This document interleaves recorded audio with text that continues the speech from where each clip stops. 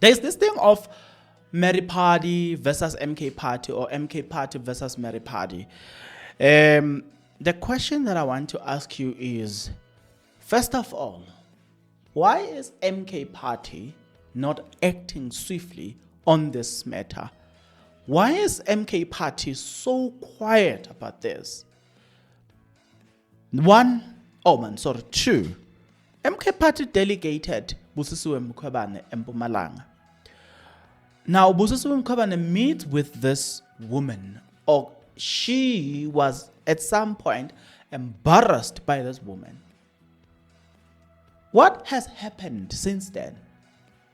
What measures were put in place to protect Busisiwe Mkhwebane as a legitimate, chosen leader or selected leader by the MK Party High Command? What did the party do to protect Busisiwe Mkhwebane? I'm going somewhere with this. Point number 3. When Duduzile Zuma Sambondla when she insulted Floyd Chivambo, the office of the president acted swiftly and protected Floyd Chivambo. Where is the office of the president right now? Why are they quiet? When Mary Party comes out loud and say, listen, Floyd Chivambo, you're not going to tell me anything. I don't care, I don't give a damn about you. You are not going to tell me anything. What is happening at the MK Party? Is there anything that we should know that we don't know? Why are they quiet? Do you remember I also asked a question?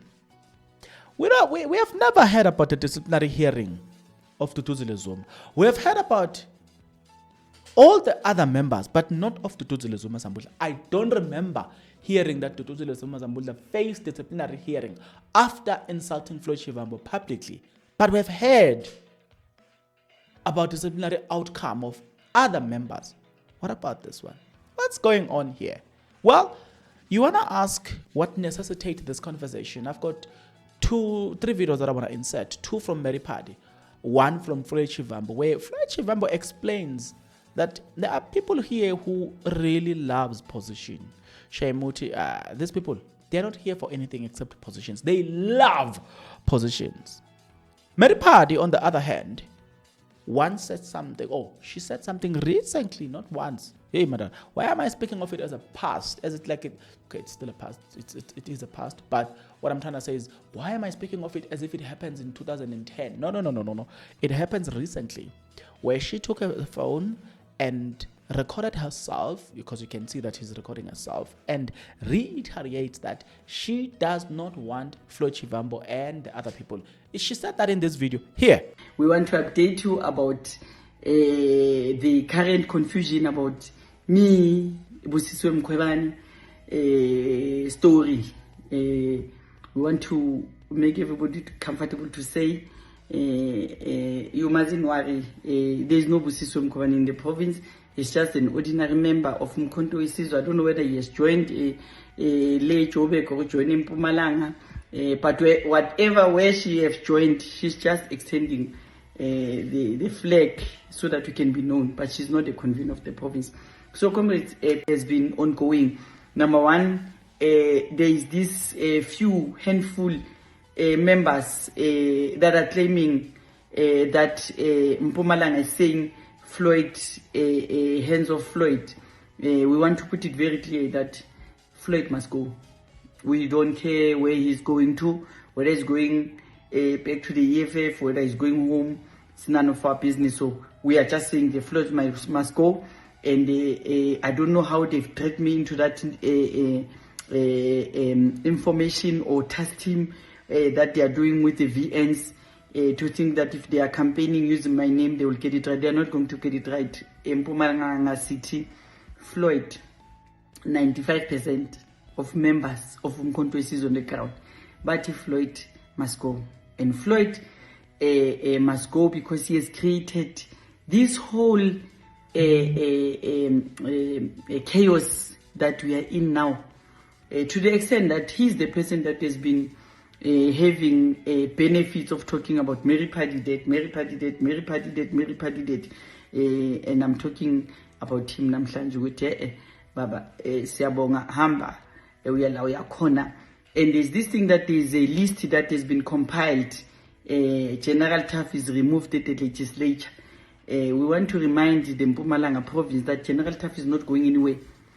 And those that are preparing that list behind closed doors, they are not going to submit that list nowhere. General Taff is going to be at the legislature.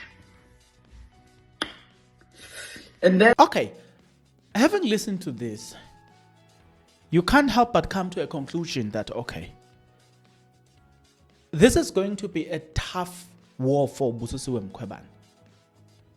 This is going to be a difficult thing. But my worry is, I don't hear anything from the MK party, right? Okay, there are two ways around this. One, MK party might be doing something behind the scenes. Let's give them the benefit of the doubt and say they are doing something behind the scenes.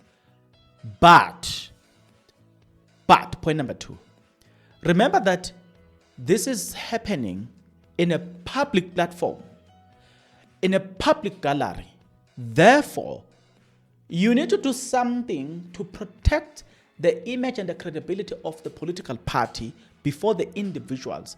There are people in the public who are looking at this and they are losing trust and faith in the organization. So, in as much as a political party, you want to handle the situation to the best of your ability behind the scenes, it is also important then to deal with what the public see. So then issue a statement.